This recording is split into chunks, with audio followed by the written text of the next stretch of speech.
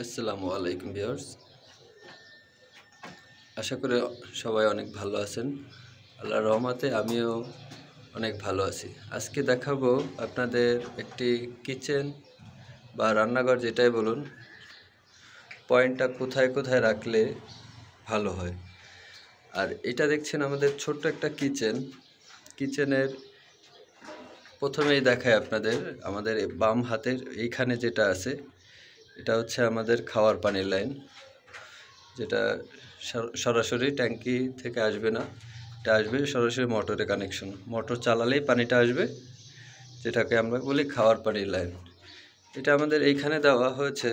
যখন এখানে ট্যাপটি লাগানো হবে, যখন ব্যবহার করা হবে তখন এটা পানি বাইরে যাওয়ার সুযোগটা খুবই কম থাকবে বা বাইরে ছিটবে কম। আর এইখানে দেখছেন আমাদের সিঙ্ক বসবে। এই সিঙ্কের পয়েন্টটা আমরা 2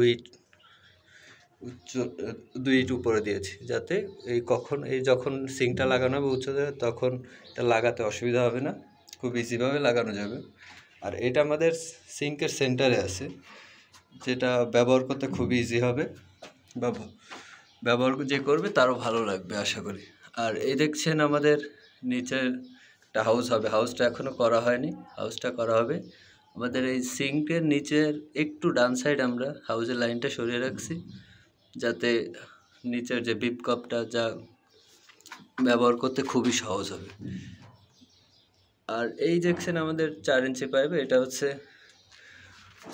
হাউজের যে এখানে নিচে একটা জালি দিয়ে দেওয়া হবে, যাতে ময়লাটা না যায়।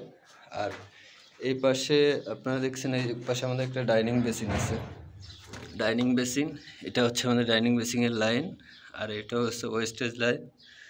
আর পাশাপাশি আমাদের এখানে আরও একটা লাইন আছে, এটা হচ্ছে ওয়াশিং মেশিনের লাইন করে রাখছি, যদি কখনো সে ব্যবহার করতে চায় করতে পারবে।